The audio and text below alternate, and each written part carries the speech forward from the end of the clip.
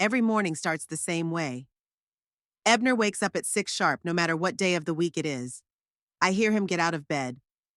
The floorboards of our old house creak under his heavy footsteps. A minute later, there's the sound of water running in the bathtub. I can lie there with my eyes closed, but I know his every move by heart. Here he is shaving 3 minutes, brushing his teeth 2 minutes, showering 5 minutes, no more. Saving water, he says. I know I have exactly 10 minutes of silence before he walks into the kitchen and starts rattling the dishes, reminding me it's time to get up and make breakfast. I'm 67, and for the last 45 years, I've been waking up to this monotonous rhythm. Only it used to go to work, but now it doesn't go anywhere. Ebner's been retired for 7 years now, and in all those 7 years, he hasn't let me out of his sight. Muriel, where are you going? Muriel, you forgot to turn off the light in the hallway. Muriel, that blouse doesn't suit you. Muriel this, Muriel that. Once upon a time, I thought his attention to detail was caring. Now I know it's control. But it's too late to change anything. It's too late. Everyone in Powell knows Ebner Holloway, a former postal inspector, a man of principle and order, a man who spent 35 years inspecting post offices in 3 counties, making sure every letter reached its destination, every package delivered on time. The post office is the circulatory system of the country, he liked to say. Perhaps that's why he carried his inspection habit so easily into our family life. I'm out of bed when I hear him come out of the bathroom. My joints ache from arthritis, but I don't give any sign. Any sign of weakness irritates Ebner. You're not old enough to complain, he says, though he himself swallows pills at the slightest pain and demands silence. In the kitchen, I automatically pull eggs and bacon from the refrigerator. For 45 years now, we've had eggs and bacon for breakfast on Tuesdays and Fridays. Mondays, Wednesdays, and Saturdays, oatmeal. Thursdays, peanut butter toast. Sundays, pancakes. Ebner likes order. Ebner likes predictability. Did you get the paper yet? He asks as he enters the kitchen. It's early, I answer, even though I know the paper is already on the porch.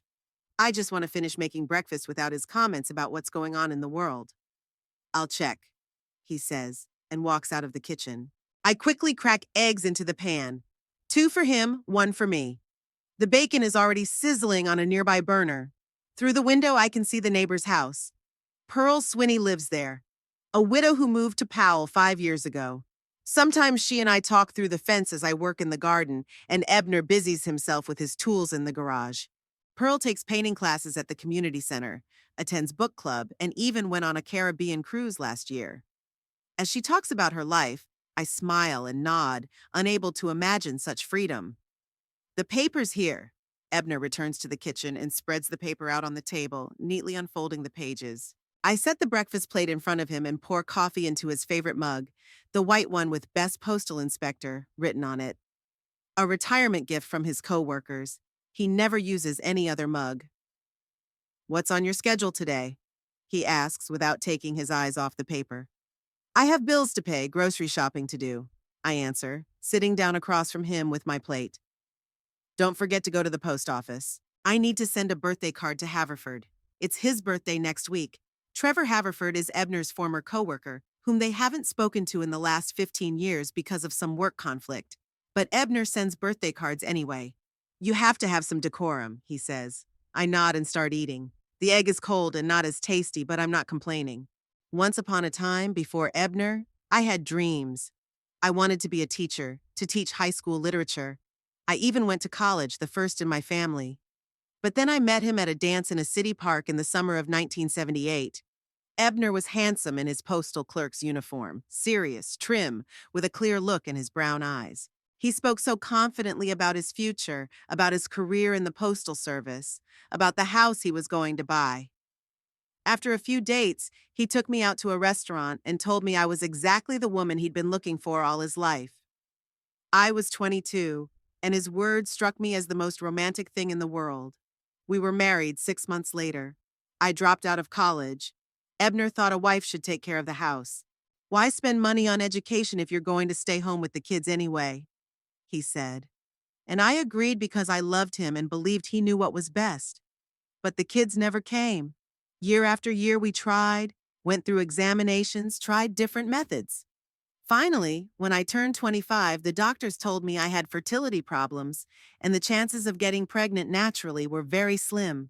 Ebner was furious, not at the doctors, not at fate, at me, as if I'd purposely decided to deprive him of an heir. "You're always in the clouds." Ebner's voice snapped me out of my reverie. "I asked if you'd remembered to buy a new filter for the coffee maker." "No, I didn't," I answered, though I had actually forgotten. "I'll have to go to the store earlier than I planned so he won't notice." After breakfast, Ebner retires to his office, the former guest bedroom he remodeled after he retired. There he spends most of the day arranging stamps and albums, reading specialized magazines about the postal service, and reviewing our finances. Every dollar I spend has to be accounted for and justified. I clear the table, wash the dishes, and start making a shopping list. At that moment, the phone rings. I flinch. It rarely rings this early in our house. "Hello?" I say, trying to keep my voice low so as not to attract Ebner's attention. "Mom, it's me." Randall's voice sounds excited. My heart squeezes with joy. My son, my only child, who came into our lives when we'd given up all hope. A true miracle, born when I was 32. Randall, named after Ebner's father, though I wanted to call him Daniel. "Randall, honey, how are you?" I whisper. "I'm fine, Mom. I'm just calling to see how you're doing." I can hear the concern in his voice, and I understand the reason. The last time he came to visit us 6 months ago, Ebner and I got into a huge fight over something petty, and Ebner yelled at me in front of my son. Randall stood up for me, and he and his father almost got into a fight. Since then, Randall calls more often than usual, like he's checking to see if I'm okay. "I'm fine, son. I'm fine as usual." "Is your dad around?" "No, he's in his office." "Good. Mom, I was wondering, are you happy with your life?" The question catches me off guard. Am I happy? What can I say? That I've spent the last 40 years living in a cage? That my dreams have long been buried under a pile of chores and Ebner's expectations? That the only joy in my life has been him, my son, and that I am eternally grateful that he has grown up so different from his father? "I'm fine," I answered evasively. "How are you doing at your new job?" Randall sighs but doesn't insist. He realizes that I can't speak frankly. "The job's great. I just got a promotion. I'm now head of information technology." "Congratulations, honey. I'm so proud of you."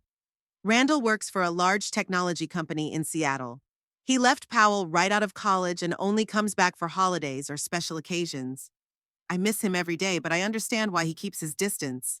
Ebner never approved of his interest in computers, thinking it was a waste of time. He wanted his son to follow in his footsteps and work for the postal service. Their relationship had always been strained, and after Randall announced his decision to study computer science, it became almost hostile.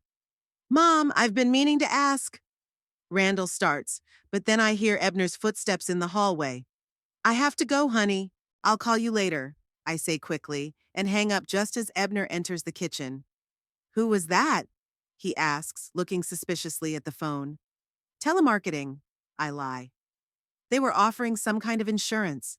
Ebner hums and opens the refrigerator, checking its contents, even though he's just had breakfast. "Don't forget to buy milk," he says, closing the door. After leaving college, I stayed home for a few years doing chores. But when Randall turned 5 and started kindergarten, I began to feel more and more alone and useless. That's when I decided to get a job. Ebner was against it, but the financial arguments, the extra income for the family, and my son's future education convinced him. I got a job as an operator in the call center of the insurance company Powell Insurance. The work was monotonous, answering calls from clients, redirecting them to the appropriate specialists, filling out forms. But for me, it was a breath of fresh air, a chance to socialize with people, to feel part of something bigger than our home. Ebner set strict rules. I had to come home right after work, no corporate events or after-hours socializing with coworkers. He took my paycheck and managed it himself, giving me a small amount for pocket money. "I know better how to manage money," he would say, and I didn't argue. It went on like that for 27 years until 3 years ago when I retired. Now, my days are filled with household chores under Ebner's watchful eye. Cooking, cleaning, laundry, gardening, all on a strict schedule, all under his control. Sometimes I feel suffocated by this routine, this constant supervision. But then I remind myself that I'm 67 and it's too late to change. After lunch, while Ebner naps in his chair in front of the TV, I go to the garden. It's the only place where I feel free. Ebner has no interest in gardening, considering it a woman's work, so here I can do things my own way. My roses, hydrangeas, and lilies are my little joys, my quiet conversationalists. Pearl waves at me over the fence. Muriel, how are you today? She asks, coming closer. Same old, I answer, smiling. How are you? Getting ready for your book club class? Yeah, we're discussing Elise Waverly's new novel. You could come with me. You'd love it. I'm shaking my head. I don't think Ebner would approve. Pearl frowns.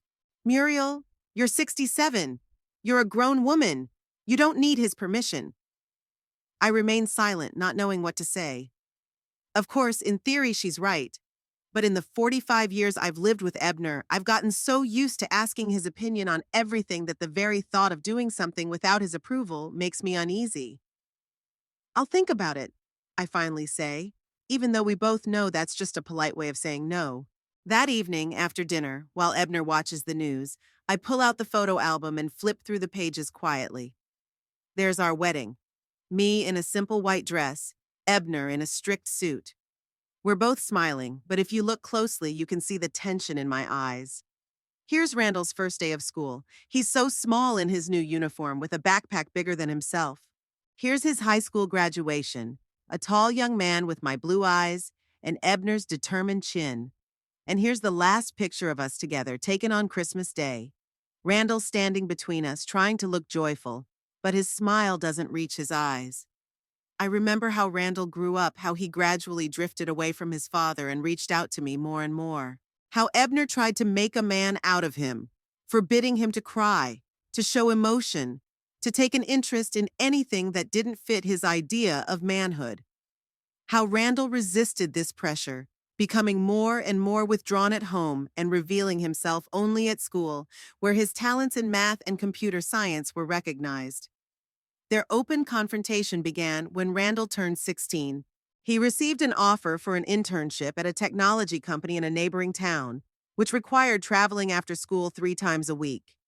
Ebner flatly forbade it, believing it would distract his son from his studies and household responsibilities. For the first time in his life, Randall openly objected to his father, and it led to a huge fight. I eventually intervened, convincing Ebner to allow the internship on the condition that Randall maintain excellent grades. The son complied, but the relationship with his father never recovered. When it came time to go to college, Randall chose a university as far away from home as possible. He received a scholarship to cover most of his expenses and worked part-time to avoid depending on his father's financial aid. During his studies, he came home only for Christmas and summer vacations, and even then, only for a short time. After graduation, he accepted a job offer in Seattle and left Powell for good. I miss him every day. Sometimes I think if it weren't for Randall, I wouldn't have made it through all those years with Ebner. For my son's sake, I found the strength to smile, to pretend to have a normal family, to put up with my husband's control and manipulation. But now that Randall is living his life away from us, it's harder and harder for me to find reasons to keep playing this game. What are you looking at? Ebner's voice interrupts my thoughts. Just old pictures, I answer, closing the album. Waste of time, he snickered. I'd better make sure you ironed my shirt for tomorrow. The blue striped one. I nod and walk to the laundry room, where the ironed shirt is already hanging. I checked it this morning, knowing Ebner would be sure to ask. In 45 years, I've learned to anticipate his demands, to do them ahead of time to avoid reproach and resentment. In the evening, lying in bed and listening to the measured breathing of a sleeping Ebner, I think of Randall's words. Are you happy with your life? No, I'm not. I've lived the life Ebner chose for me, not the one I dreamed of.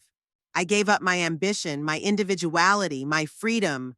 I became a shadow, a pale reflection of the girl who once wanted to be a literature teacher and open the world of great books to children. But now it is too late to change anything. Too late for new beginnings, new dreams, a new life. I have resigned myself to my fate, to this cage, which has become so familiar that I can no longer imagine myself outside its boundaries. Or is it still not too late? The thought flares like a tiny light in the darkness of my mind, but I quickly extinguish it. No, at my age, you don't start over. At my age, you thank fate for a roof over your head and relative health. At my age, one lives to the end, not to live again. With these thoughts, I close my eyes and sink into a restless dream in which I'm young again, full of hope again, free again. A dream that will melt away with the first rays of the sun, giving way to reality, another day in the shadow of Ebner Holloway. You're right, I mistakenly got ahead of myself by including events from Chapter 3. I'll rewrite the chapter following strictly the outline for Chapter 2. The week before Mother's Day, the phone rang at exactly 3 o'clock in the afternoon as Ebner went for his daily walk around the block. It was his invariable routine, 45 minutes, no more and no less. The route was always the same. 2 blocks north, a right turn, 3 more blocks to the park, a brief respite on a bench by the pond, then the return trip. Ebner said it was good for the heart, though I suspected it was more of a habit than a health concern. I quickly picked up the phone, knowing I had about a half hour before he returned. Hello? Mom, it's me. Randall's voice sounded unusually serious. How are you? I'm fine, son, I replied, sitting down on the edge of the chair by the phone table. How are you? Did something happen? No, nothing's wrong, he said after a short pause. I was just thinking about you and thought I'd call. Is your father home? No, he's out for a walk. Oh, that's great. Mom, I wanted to talk to you about something important. My heart sank. The last time I heard that tone was when he told me he was moving to Seattle. Not that it was bad news, but it distanced him from me even more. I'm listening, honey. Mom, I've been thinking about this for a long time. How are your finances? Does Dad still control all the money? The question took me by surprise. We'd never discussed my and Ebner's financial situation with Randall before. It was a taboo topic, a taboo imposed by my husband years ago. Money is not a woman's business, and it's certainly not a child's business, he'd say whenever either of us tried to talk about the family budget. Well, you know, Dad, I replied evasively. He always liked to be in control. That's not an answer, Mom. I could hear the impatience in Randall's voice. Do you even know how much money you have in your accounts? Where your pension is going? What about your grandmother's inheritance? I felt the blood rush to my cheeks. My mother had died 5 years ago, leaving me a small inheritance, an old house in Oregon, and some savings. Ebner insisted on selling the house, saying it would be too much of a headache to maintain real estate in another state. I agreed, as I always do. He put the money from the sale into some account I never saw. I guess it's okay, I mumbled. Ebner says he invested it all for a profit. And you believe him? Randall asked. Mom, have you ever seen those account statements? Do you know where your money goes? Randall, why are you asking me these questions? I was beginning to worry about my son's insistence. Your father has always taken care of our finances. He wouldn't let us go without a livelihood.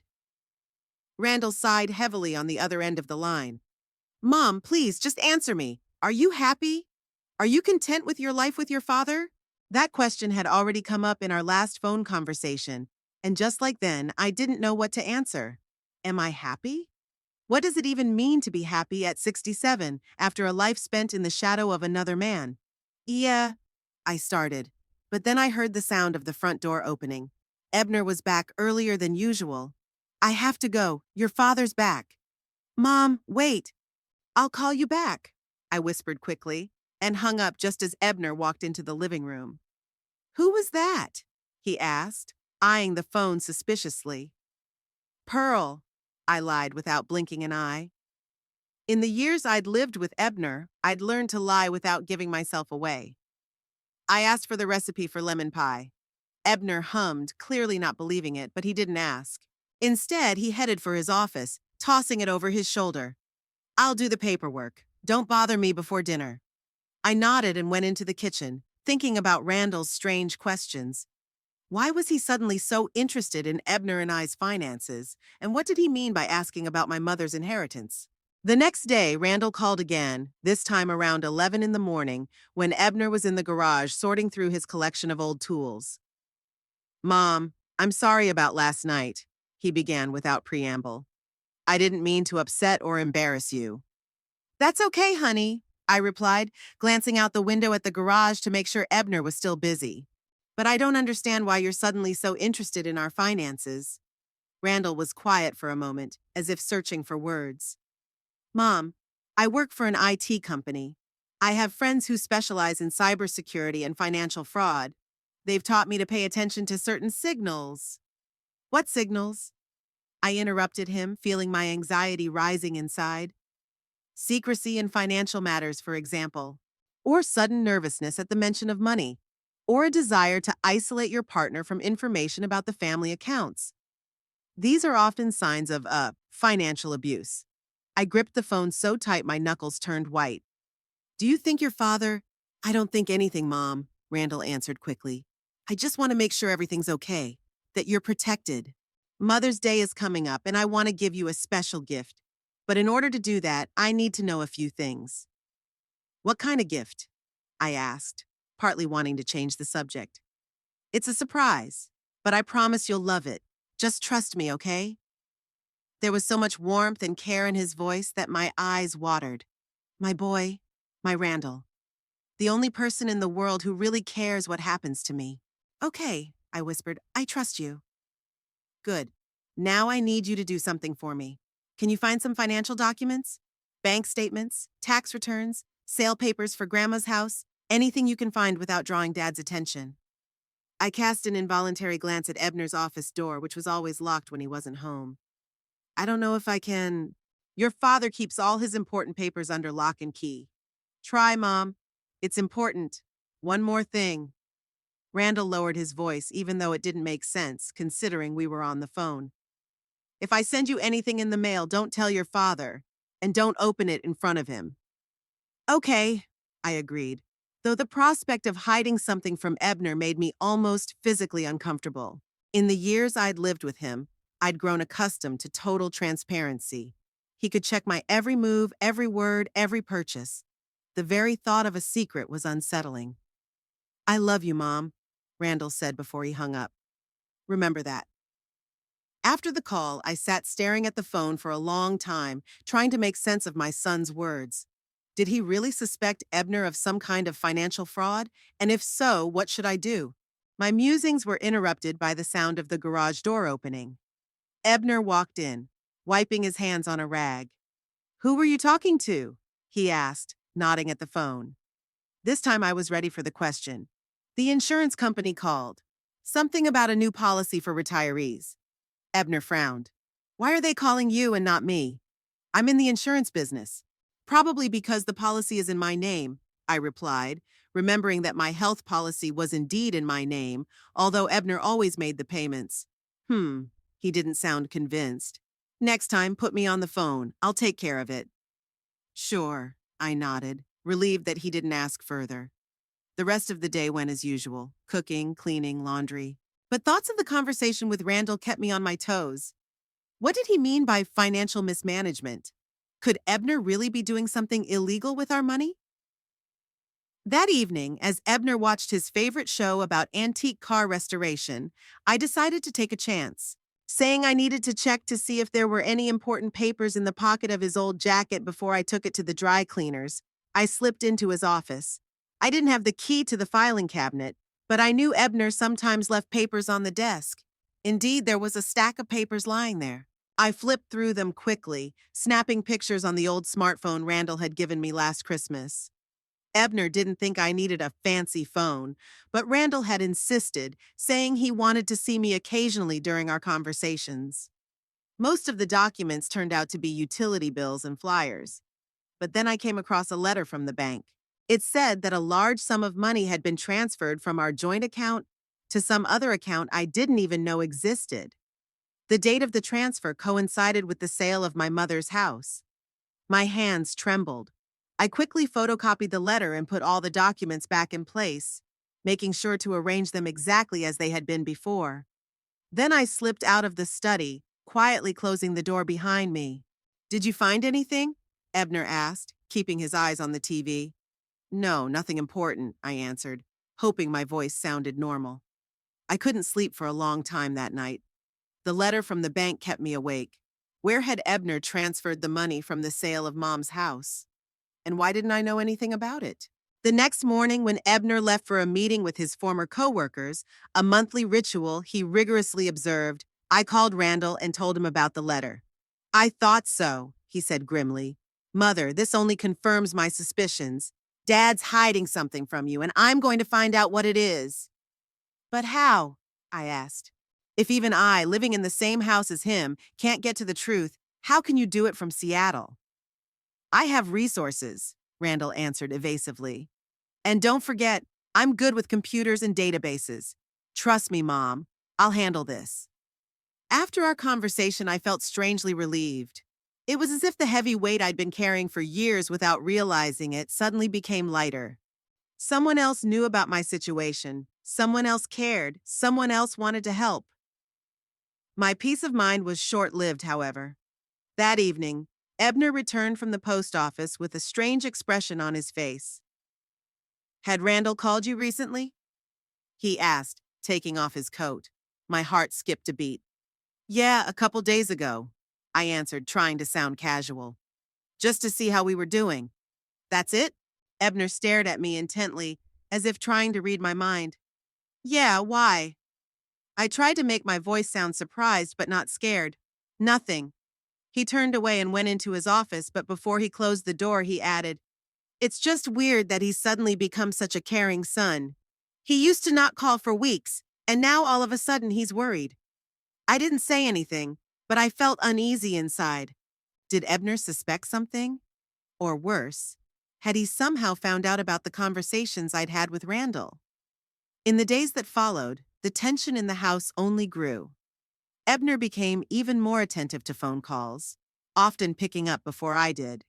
He also started checking the mailbox several times a day, which was completely uncharacteristic of him. I usually brought the mail myself, and he would look through it after dinner. Randall continued to call, but now our conversations were short and discreet. We both knew Ebner could be eavesdropping. Mom, I sent you something, Randall said during one of these calls. It should arrive just in time for Mother's Day. What is it? I asked, glancing nervously at the kitchen door where Ebner could appear at any moment. A surprise, Randall answered. But believe me, it's a very special gift. I think it's going to change a lot of things, and not just for you. His cryptic words only made me more anxious. What did he mean? What kind of gift could change our lives? Randall, I'm not sure. Trust me, Mom, he interrupted. Everything's gonna be fine. Just make sure you get the package yourself. I wanted to ask more, but I heard the front door open. Ebner had returned from his walk. I gotta go, I said quickly. Love you. Love you too, Mom. Be careful. I hung up and pretended to dust off my phone when Ebner came into the room. Who were you talking to? He asked, squinting suspiciously. Pearl, I was getting better at lying. She asked if I wanted to go to book club with her next week. And what did you say? That I needed to think about it. I shrugged, trying to look nonchalant. Ebner hummed and headed for his office, but I noticed him cast a wary glance at the phone, as if he doubted my words. The next few days passed in a strange, tense atmosphere. Ebner became even more taciturn and suspicious. He often locked himself in his office, and muffled phone conversations came from there. One day I heard him raise his voice, saying, No, that's impossible. He couldn't have found out. All the paperwork was done correctly. Those words only confirmed my growing suspicions. Ebner was hiding something, and Randall had somehow found out. But what was it? And how far would it go? That evening, 2 days before Mother's Day, Ebner surprised me by suggesting dinner at a restaurant, a rare event in our lives. He usually thought restaurants were a waste of money. We haven't been out together in a while, he said with a strained smile. I thought it would be nice for you. I agreed, though my gut whispered that Ebner was up to something. His sudden generosity was too uncharacteristic to be sincere. In the restaurant, Ebner was unusually talkative. He reminisced about our first years together, talked about how we dreamed of the future, made plans. It all sounded fake, like he was trying to remind me of something that had long since ceased to exist. You've always been a good wife, Muriel, he said, pouring me wine, another rarity. Loyal, caring. I appreciate that. Thank you, I replied, not knowing what else to say. In 45 years of marriage, Ebner rarely complimented me. You know, he continued, lowering his voice, I've always done everything for our family. Everything I've done has been for us. You understand that, don't you? There was something almost pleading in his eyes, and it scared me more than his usual controlling gaze. Ebner never asked for understanding. He demanded obedience. Of course, I answered automatically, though inside I was screaming in disbelief. Good. He seemed to relax. It's important to me to let you know that everything I did was for our own good. After dinner, when we got home, Ebner went straight to the mailbox and checked it, even though it was late and the mail had long since been delivered. He did this several times each day, growing more and more nervous as Mother's Day approached. The next morning, the day before the holiday, Randall called again. This time, Ebner was home but busy in the garage, so I was able to talk relatively freely. Mom, the package will be delivered tomorrow morning, Randall said. The courier will bring it personally. Please make sure you get it yourself. I'll try, I replied, not sure I could do what he asked. But your father, he's been acting strange lately. He's very nervous, checking his email all the time. He knows, Randall said grimly. But it's too late.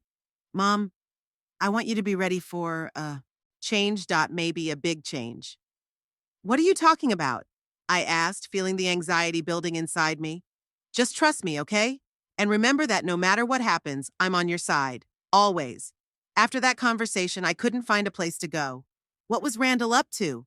And why was Ebner so nervous? It was like some strange chess game in which I was just a pawn who didn't understand the overall strategy. In the evening, Ebner, as was his custom, drank several glasses of whiskey.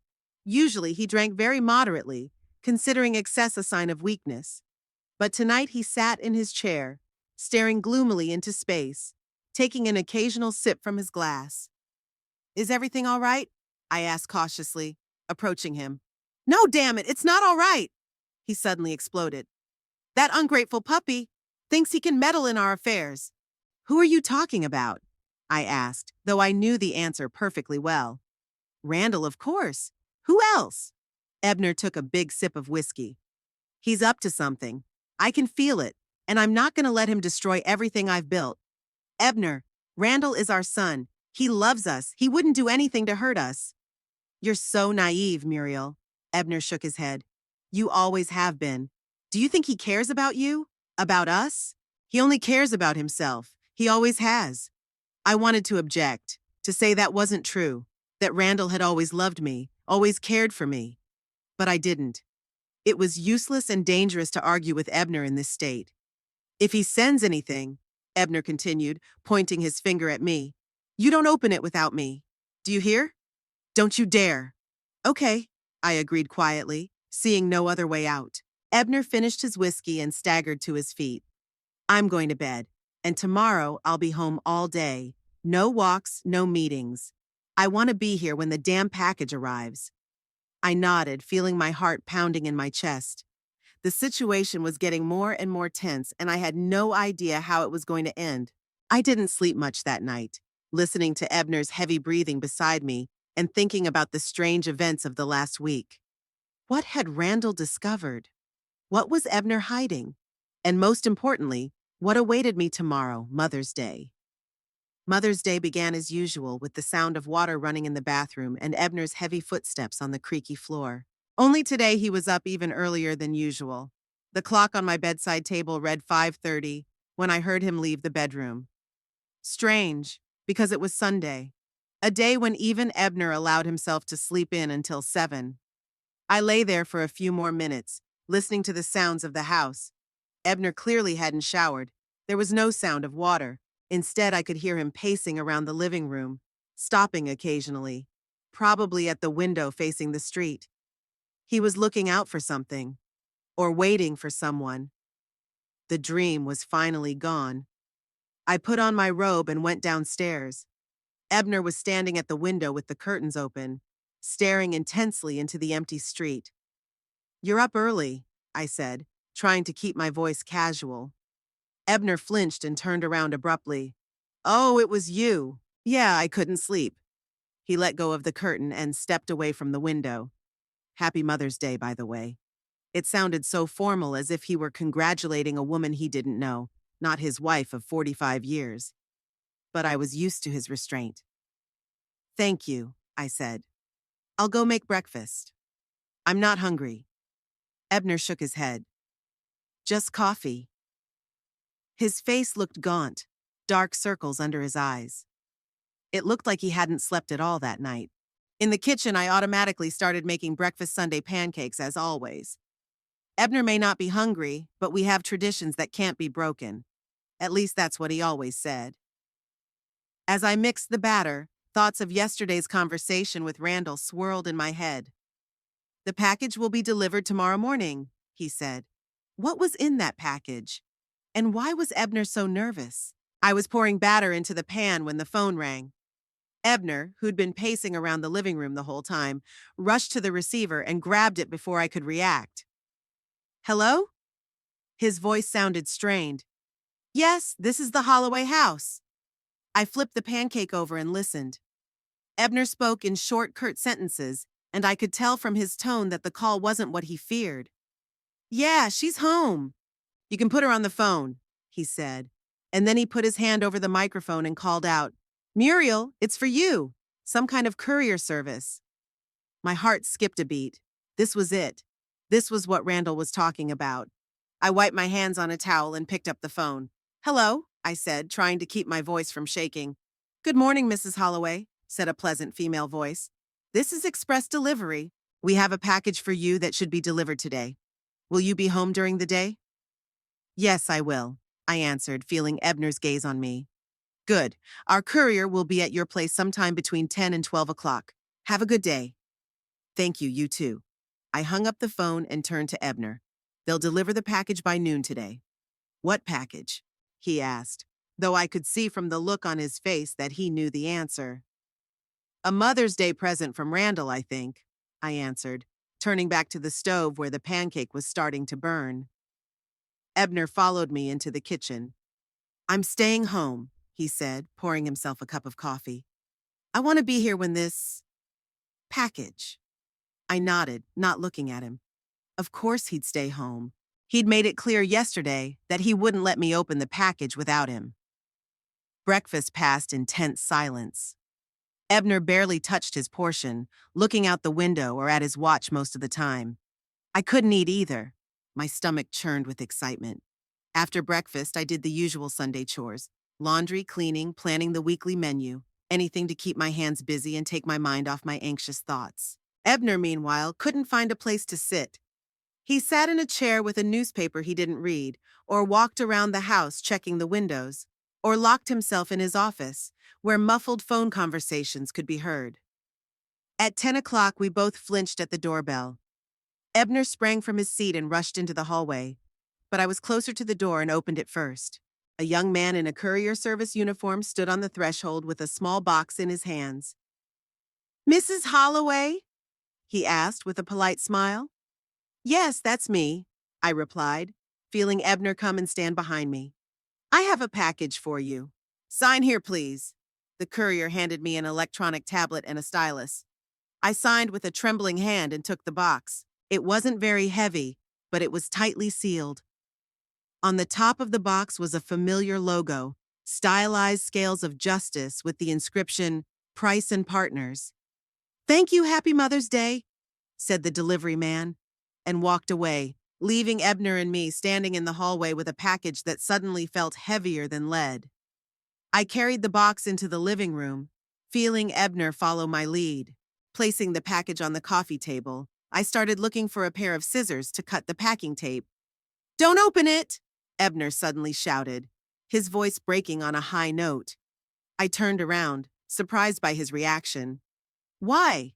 I asked, though I could tell from his pale face and widened eyes that my suspicions were justified. Ebner knew what was in that box, or at least he guessed. Can't you see it? He pointed a trembling finger at the law firm logo. I looked at it more closely and suddenly felt a chill run down my spine. I knew that logo. Price and Associates was the same law firm that had handled my mother's estate 5 years ago. The same firm through which the paperwork for the sale of her house had gone through. I froze, staring at the box. Memories came flooding back, the oak-paneled office, the serious young lawyer explaining the terms of the inheritance to me, Ebner sitting next to me and answering all my questions for me, the documents I signed without reading because Ebner took care of it. "What's inside, Ebner?" I asked quietly, not taking my eyes off the box. "How would I know?" He snarled, but his voice shook. "Some garbage Randall dug up to turn you against me." "Turn me against you?" I looked him in the eye. Why would he want to do that? And what would he dig up? Ebner looked away. "You know our son. He's always hated me, always thought I wasn't good enough for you.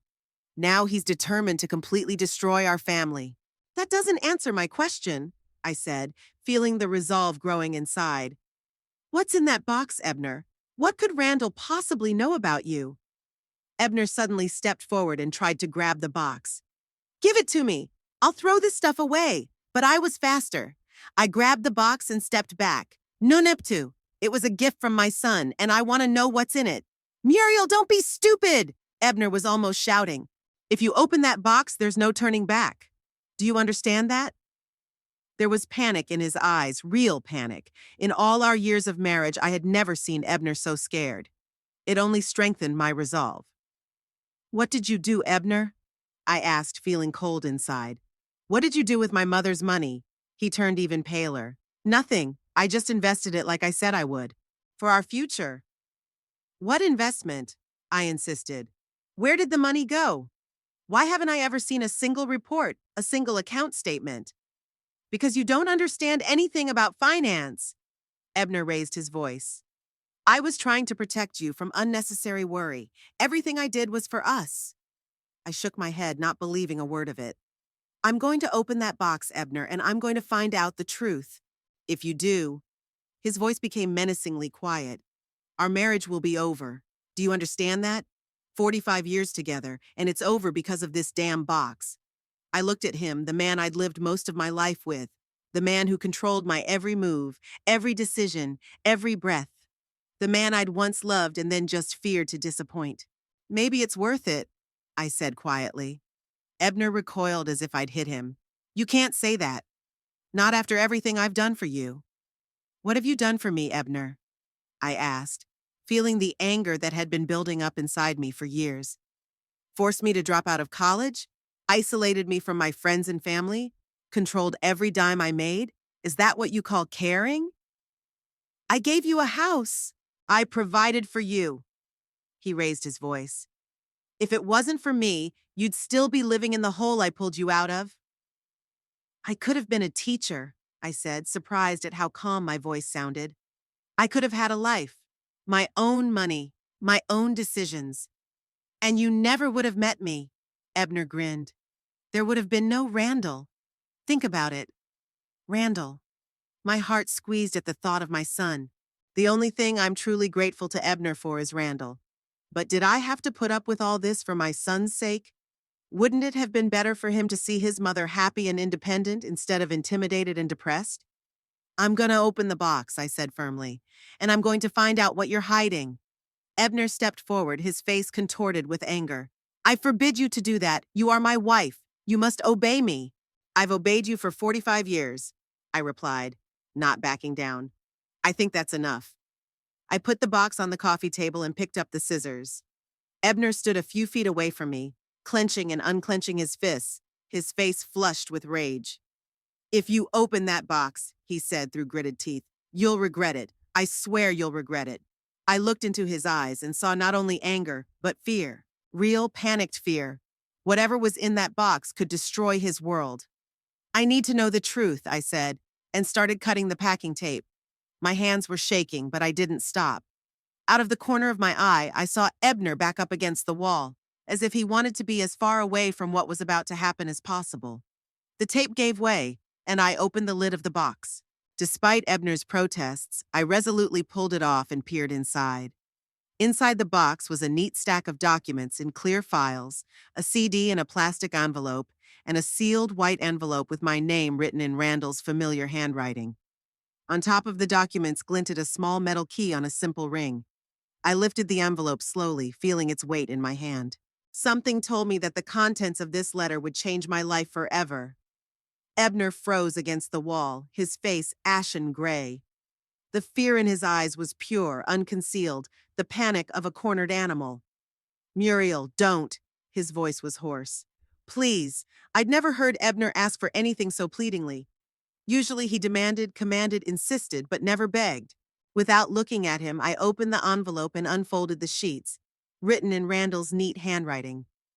I began to read, and with each line my heart beat faster, and my hands trembled more and more. Dear Mom, I hope this gift reaches you in time and in one piece. I thought for a long time whether to send it, knowing the uproar it would cause. But after our last conversation, I realized I couldn't keep quiet any longer. A few months ago, I started noticing oddities in my father's financial affairs. As an IT security specialist, I have access to certain databases and tools that helped me conduct my own investigation. What I discovered shocked me. Dad had been doing double bookkeeping for years. He had systematically embezzled your money, your paycheck, your pension, and worst of all, your grandmother's inheritance. Remember the house in Oregon that Grandma left you? Dad insisted on selling it, saying he'd put the money into safe investments. But those investments never existed. The money from the sale of the house, over $200,000, was transferred to his personal account in the Cayman Islands, which you didn't even know existed. But that's not all. Over the past 20 years, your father has transferred to this account almost all of your salary and most of your pension. In total, that amounts to about $350,000, money that rightfully belongs to you. In this box, you'll find all the proof you need: account statements, documents about the sale of the house, tax returns where your father hid this income. There's also a CD with recordings of phone conversations between your father and his financial advisor, where they discuss how best to hide the money from you. I also contacted the law firm Price and Associates, the same firm that handled my grandmother's estate. They did their own investigation and confirmed my findings. What's more, they found that many of the documents you signed were forged or contained false information. Mom, I know how hard this will be for you to accept, but you have to know the truth. Dad didn't just control you all these years. He ripped you off. He's robbed you of your financial independence, your ability to control your money, your life. But now you have a chance to change all that. Lawyers are ready to help you get your money back and hold your father accountable for financial fraud. It won't be easy, but you're not alone anymore. I'm with you, and I'll do everything I can to help you through this. In the box, you'll also find the keys to the house I bought for you in Greenville, just outside of Seattle. It's a small but cozy house with the garden you've always dreamed of. It's fully paid for and in your name. You can move in whenever you're ready to start a new life. I know it's a difficult decision. 45 years of marriage is not something to give up easily, but think about yourself, Mom. About the dreams you've put aside, about your independence that's been taken away from you, your future, which could be very different. Whatever you decide, I will support you. I can come and get you at any time. Just call me and I'll be there for you. Love, Randall. I dropped the letter into my lap, feeling the tears run down my cheeks. Everything suddenly made sense. The strange behavior of Ebner the past few days, his panic at the sight of the law firm logo, his insistence on trying to stop me from opening the box. Is it true? I asked, raising my eyes to Ebner, who stood leaning against the wall, his face white as chalk. You stole my mother's money? My money? Ebner was silent, his eyes staring at the floor. Answer me. I raised my voice, which rarely happened. Is it true? He finally looked up, and in his eyes I saw not remorse, but anger. You call this stealing? After all I've done for you? We needed that money. We? I shook my head incredulously. Or did you? What did you spend it on, Ebner? What did over $500,000 go to? That's none of your business, he snapped. I handled the finances as I saw fit, as head of the family. I started going through the documents in the box. Statements from the Cayman Islands account, confirming what Randall had said. Tax returns with underreporting. Documents from the sale of my mother's house for one amount and a wire transfer to Ebner's account for another, much larger amount. You lied to me, I said, looking through the documents. All these years you lied to me about our finances. I was protecting you, Ebner exclaimed. You wouldn't have known what to do with that kind of money anyway. You would have spent it on stupid things. On what, Ebner? The education you wouldn't let me get? The trips I wanted to take? On helping Randall when he went to college? Ebner snorted. He did just fine without your money, got a scholarship, got a job. It made him stronger. It made him embittered, I objected. He left us as soon as he could because you turned our house into a prison. And not just for me, but for him too. I continued to look through the documents, and with each new page, my heart clenched tighter and tighter. There it was, proof of years of deception. Proof that the man I'd trusted with my life had been using me all along. Why, Ebner? I asked, lifting my eyes from the papers. Why did you need so much money? What did you spend it on? He looked away, not wanting to meet my gaze. I don't have to answer to you. Yes, you do. I felt anger boiling up inside me. It's my money, my mother's money. You had no right to dispose of it without my knowledge. Ebner turned sharply toward me, his face contorted with rage. I had a right to everything. I'm your husband. I'm the head of the family. Everything that belongs to you belongs to me. No, Ebner. I shook my head. It doesn't work that way. Marriage is a partnership, not a dictatorship. You had no right to decide for me. You had no right to lie to me. Had no right to steal from me. I didn't steal, he growled. I was investing. I was creating our future. Our future? I grinned bitterly. Or yours. Where is that money now, Ebner? Where is the $500,000 you took from me? He was silent, his eyes running around the room, avoiding my gaze. It's gone, isn't it? I guessed. You spent it all. On what, Ebner? On gambling? On another woman? No! He shouted the word with such fury that I recoiled. I'm not like that. I would never. Then where is the money? I insisted. Tell me the truth right now, Ebner. I deserve it. He lowered his head, his shoulders slumped.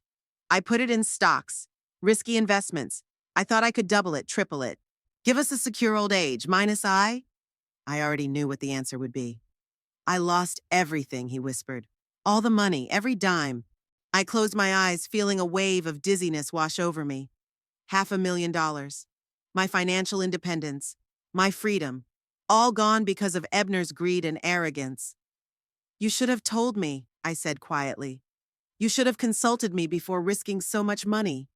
You wouldn't have allowed it, he snapped. You were always too careful, too cowardly. No, Ebner, I shook my head. I was reasonable. And you were obsessed with control, so much so that you'd rather lose everything than share the truth with me. I looked at Randall's letter again, at the keys to the house in Greenville that glistened in the morning sunlight streaming through the window. I don't believe you, Ebner said suddenly, his voice harsh. It's all slander. Randall has always hated me. He fabricated those documents to destroy our family. I silently picked up one of the documents, a Cayman Islands account statement with Ebner's name as the owner, and an amount that exactly matched the sale price of my mother's house. Was that fabricated too? I asked quietly. Ebner swallowed, his apple of his eye twitching. It's more complicated than it looks. I did open that account, but only to protect our money from taxes. It's a perfectly legal practice. And this? I pulled out another document, a copy of the tax return that listed the amount from the sale of the house, but as coming from me, not Ebner. Paperwork, he waved his hand. Everybody does it. What about this? I picked up the CD. Is it paperwork too? Or should I listen to you and your financial advisor discuss ways to keep my money from me? Ebner turned even paler. You're not going to do that. Why not? I stood up, feeling a sudden surge of strength. I have a right to know the truth, the whole truth. I headed for the stereo in the corner of the living room, but Ebner rushed in front of me. Muriel, stop! He grabbed my arm. Please, please, let's talk. Let's talk about this calmly. I released my hand from his grip. What is there to talk about, Ebner? You stole my money. You lied to me for years. You manipulated me, controlled me, isolated me. What is there to talk about? I loved you, he exclaimed. I still love you. Everything I did was out of love. I shook my head, not believing my ears. That's not love, Ebner. It's control. It's manipulation. It's abusive. A word I'd recently heard on TV, but never thought I'd apply to my life hung in the air between us. Ebner recoiled as if I'd hit him. Abuse? His voice shook with anger. I provided for you for 45 years. I gave you a home, a family, everything you have.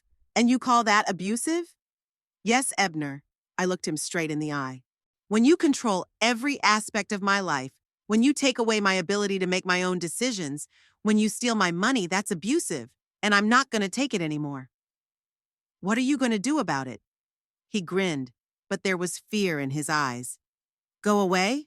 Where? To Randall's? Do you think he really wants his old mom living with him?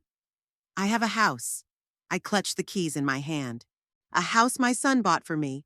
A house where I can live freely without your control. You won't survive on your own, Ebner shook his head. You've never lived alone. You don't know how to manage money.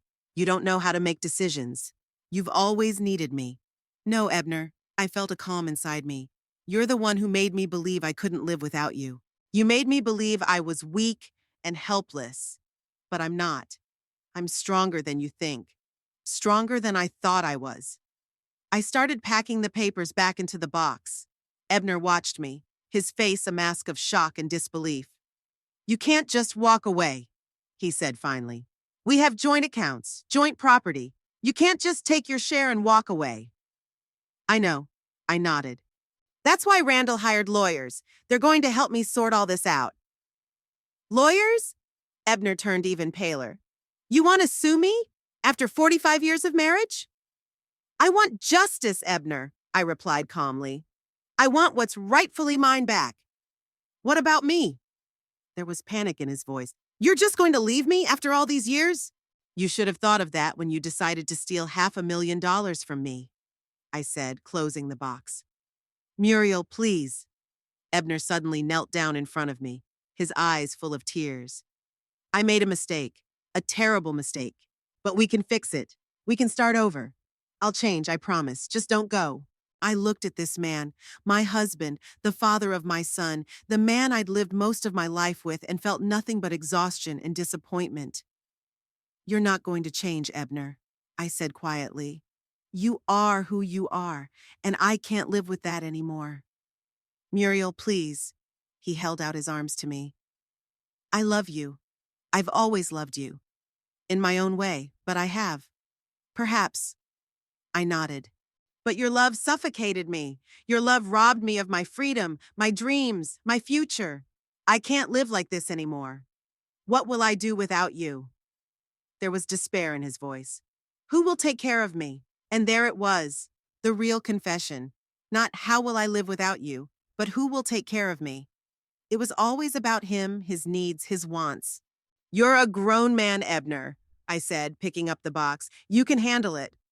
If you leave, his voice was suddenly hard, you won't come back. I won't take you back when you realize you can't live alone. I'm not coming back, Ebner, I replied calmly, and I will be able to live alone. For the first time in my life, I would be truly free. I headed for the stairs, intending to go up to the bedroom and gather the essentials. Ebner jumped to his feet and rushed after me. You can't just leave, he shouted. This house is yours too. Half of all the possessions are yours. You can't just walk away. I know, I said, not turning around. We'll deal with this later. Through lawyers. Lawyers. He laughed, but it wasn't funny.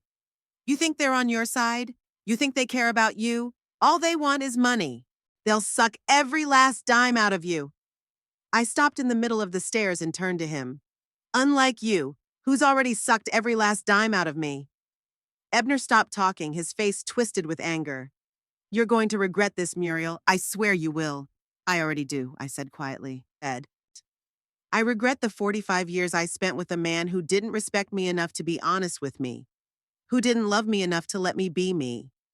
I turned and continued up the stairs, feeling myself getting lighter with each step, as if I was throwing off the heavy burden I'd been carrying all these years. In the bedroom, I pulled an old suitcase out of the closet and started putting the essentials into it. Clothes, toiletries, a few books that were especially dear to me, pictures of Randall. I didn't take anything of value, not the jewelry Ebner had given me on our wedding anniversaries, not the expensive porcelain figurines I'd collected over the years. It all seemed part of another life now, a life I was leaving behind. When I came downstairs with my suitcase, Ebner was sitting in his chair, staring into emptiness. He looked suddenly aged, broken. "So you're really leaving?" he said without looking at me. "Yes," I said, putting my suitcase by the door. "Where?" "Greenville, to the house Randall bought for me." "And what happens next?" He looked up at me at last, and it wasn't anger in his eyes, but emptiness. "What happens to us? We're gone, Ebner," I said softly. "You ruined that with your actions. I can change." His voice sounded lifeless, as if he didn't believe what he was saying. "Maybe." I nodded. "But not for me. I'm not going back." I pulled out my phone and dialed the number of the cab. While I waited for an answer, Ebner suddenly stood up and walked to the window.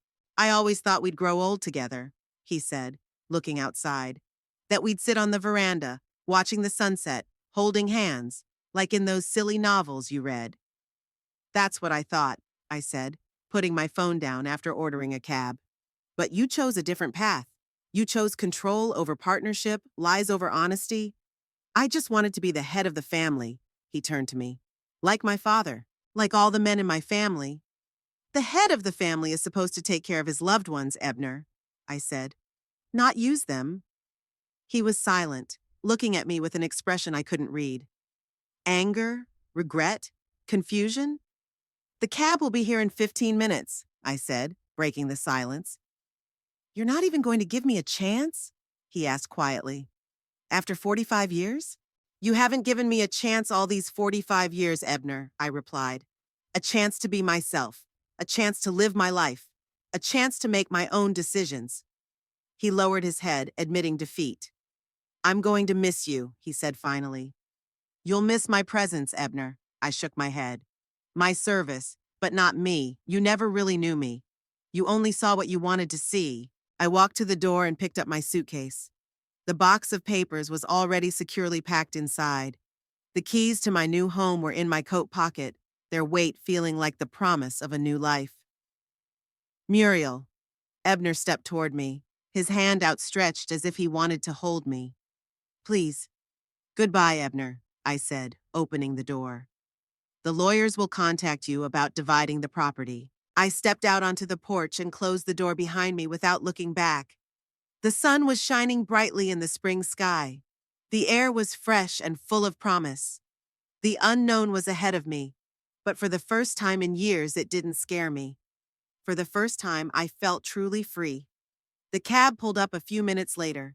The driver, a young man with a friendly smile, helped me load my suitcase into the trunk. "Where are we going?" he asked, opening the door for me. "To the bus station," I answered. "I had to catch a bus to Greenville." "Are you going on vacation?" he asked, starting the engine. "No," I smiled, looking at the house that had been my prison for the past 45 years. "I'm going home."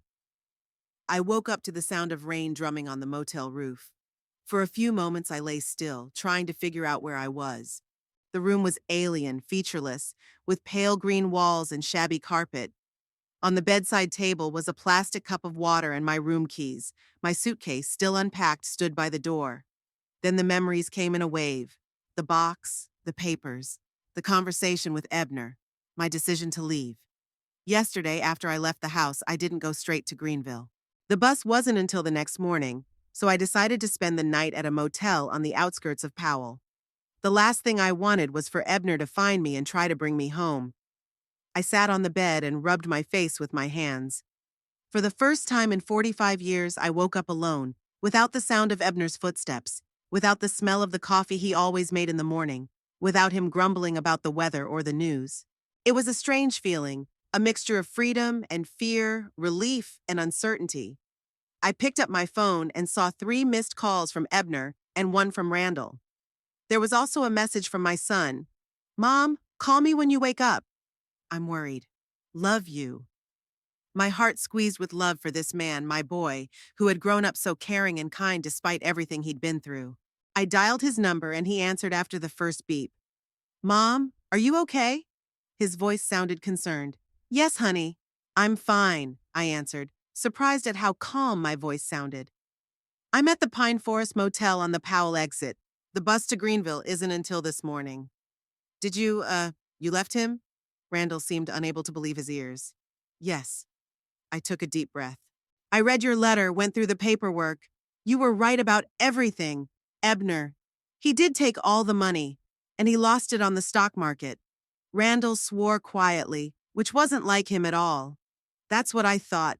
Mom, I'm finishing an important presentation for a client right now, but I'm flying out to see you right after. I'll be in Greenville by tonight. No need, honey. I shook my head, even though he couldn't see it. I'll be fine on my own. I'll get home, get settled in. You can come this weekend if you want. Are you sure? I could hear the doubt in his voice. I could cancel and come right away. I'm sure, I said firmly. I need I need to be alone, to process everything that's happened, start living on my own.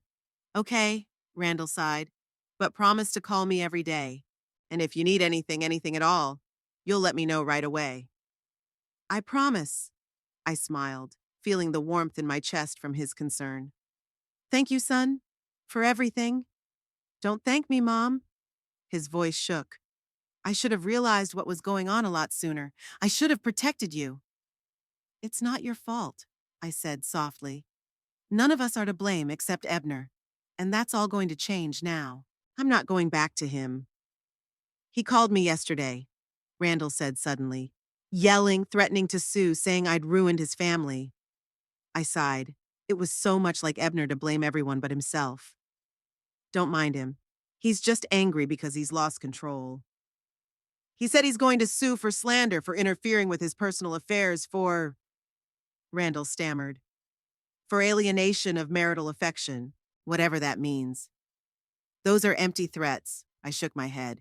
He has no cause of action. You just exposed the truth. All the documents prove it. I know, Randall said quietly. I just wanted you to be ready. He's not going to give up that easily. I know. It was my turn to sigh, but I'm not giving up either, not this time. After talking to Randall, I packed my things and went to breakfast at the little cafe next to the motel. It felt strange, sitting alone at a table, ordering what I wanted rather than what Ebner would approve, taking my time, savoring every sip of coffee. Little joys I'd been deprived of for so long. The bus to Greenville left at 10:30. I arrived at the station early, bought my ticket and sat waiting, looking at the other passengers. A young couple with a baby, an elderly man with a newspaper, a group of teenagers with backpacks, just ordinary people living ordinary lives. Soon I would be one of them, not Ebner Holloway's wife, but just Muriel, a woman living her own life. My phone rang again. Ebner. I hesitated before answering it, but decided it was best to end it now. Hello? Muriel. His voice sounded hoarse, like he'd been up all night. Where are you? It doesn't matter, Ebner, I said calmly. I'm not coming back. Look, I understand that you're upset. He began in that condescending tone he always used when he thought I was being unreasonable. But let's talk about this like adults. Come home and we'll work it out. No, Ebner. I shook my head, though he couldn't see it. There's nothing more to discuss. You stole my money. You lied to me for years. You controlled every aspect of my life. There's no excuse for that. I can change. There was a pleading note in his voice. Muriel, please.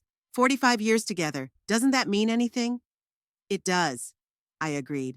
That's why it hurts so much. Because in those 45 years, you've never once treated me as an equal. Never once let me be me. That's not true, he exclaimed. I've always taken care of you, always protected you. You controlled me, Ebner, I said tiredly. That's not caring or protecting, it's control. He was silent and I could hear his heavy breathing. What am I going to do without you? He asked finally, and there was so much despair in his voice that for a moment I felt a pang of regret. The same thing you've always done, I answered. Living my life. Only now you have to cook your own food, wash your own clothes, clean your own house. That's not what I meant, he snapped. You're my wife, my life partner. Who's going to be there for me? Find someone who's willing to put up with your control, I said, feeling the irritation displace the regret. Or change your habits. The choice is yours. You can't just walk away. His voice became hard. We share the same house, the same bills, the same life. I know, I nodded.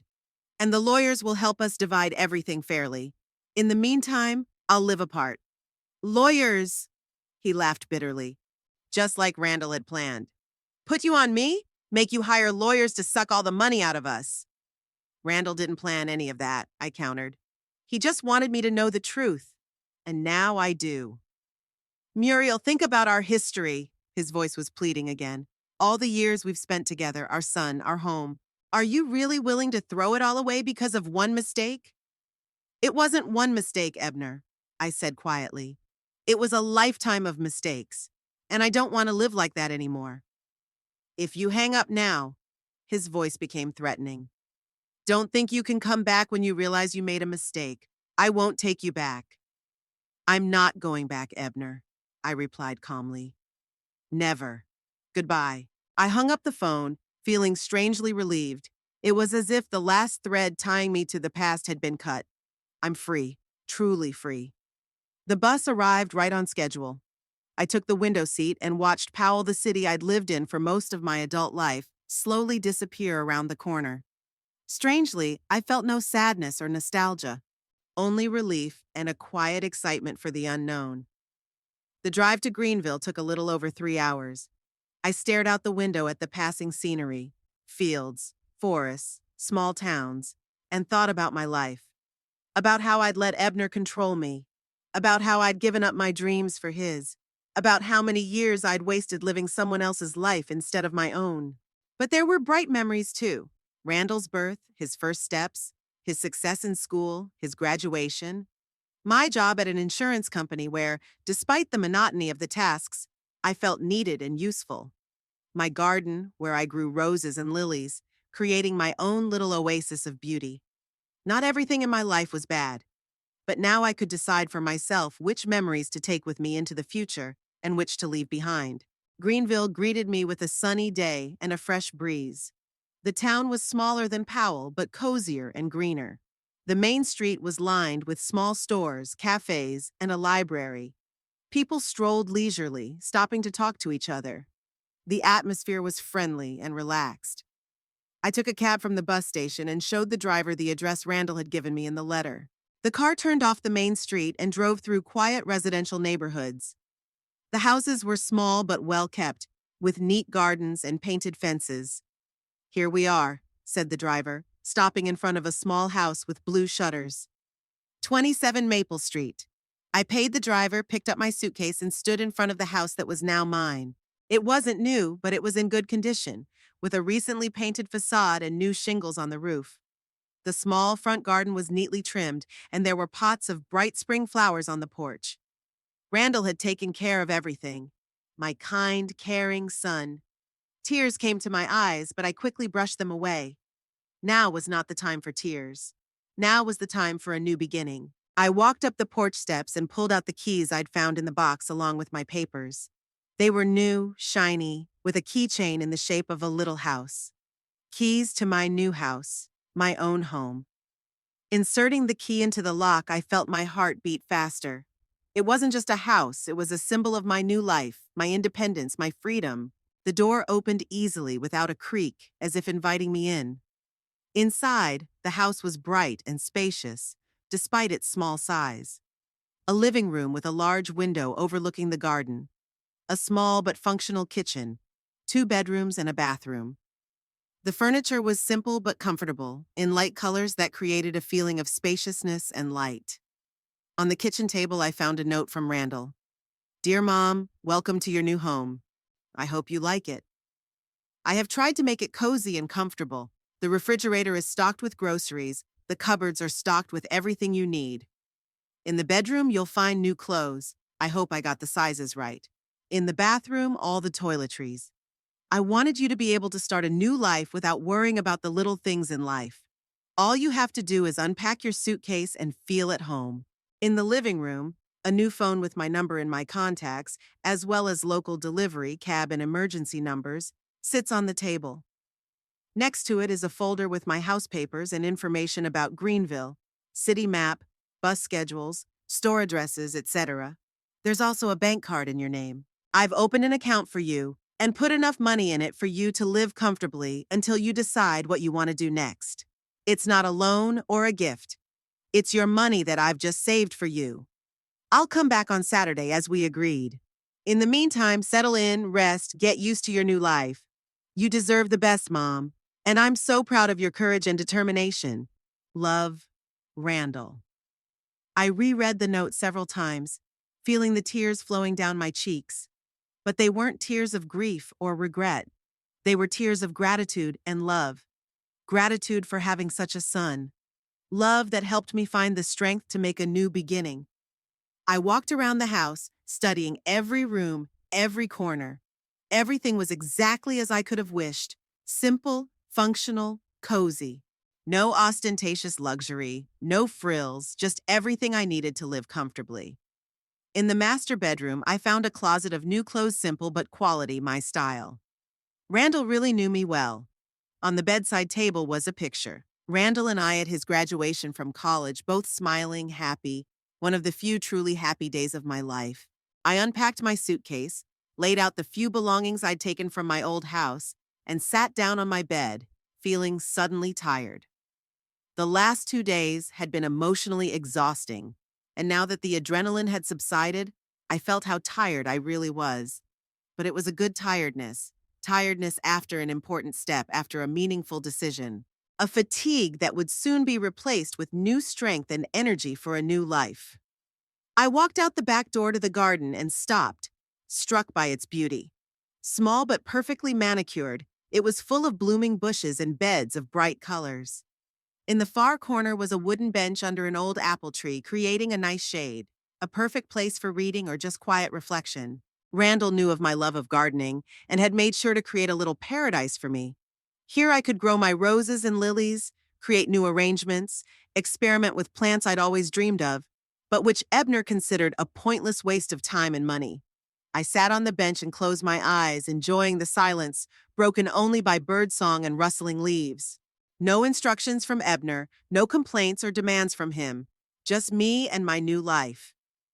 In the evening, after a light dinner, I decided to go out for a walk to familiarize myself with the neighborhood. Greenville turned out to be exactly what I had envisioned it to be. Quiet, friendly, peaceful. People nodded and smiled as I walked by. Some even stopped to say hello and introduce themselves.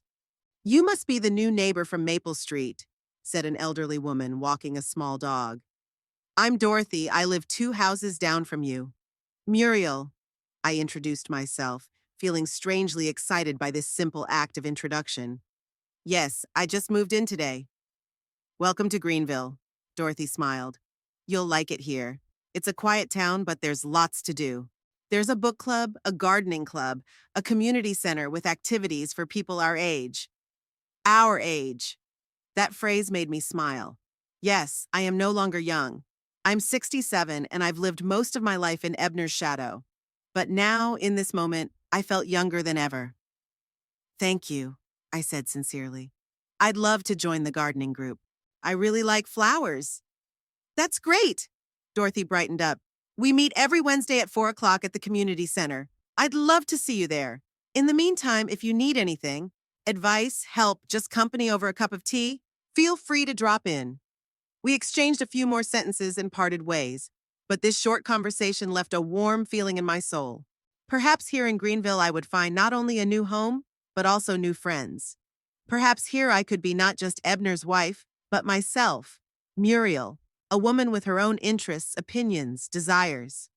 When I got home, I showered, put on a new nightgown I'd found in the closet, and went to bed with a book, the Elise Waverly novel Pearl had mentioned. Ebner had never approved of my love of reading, thinking it a waste of time. But now I could read as much as I wanted without his disapproving looks or comments. Before I went to bed, I called Randall to let him know that I was safely home and settled in. "The house is beautiful," I said, unable to contain the excitement in my voice. "And the garden. Oh, Randall, it's just heavenly." "I'm so glad you like it." His voice sounded happy. "I wanted you to have a place where you could feel comfortable and safe." "Thank you, son." I felt a lump come up in my throat. "For everything. For the house, for your support, for opening my eyes." "I should have done it sooner." I could hear the regret in his voice. "I should have realized what was going on, should have protected you." "You couldn't have known," I countered. "I didn't let myself see the truth. And besides, you were a child. It wasn't your responsibility to protect your parents."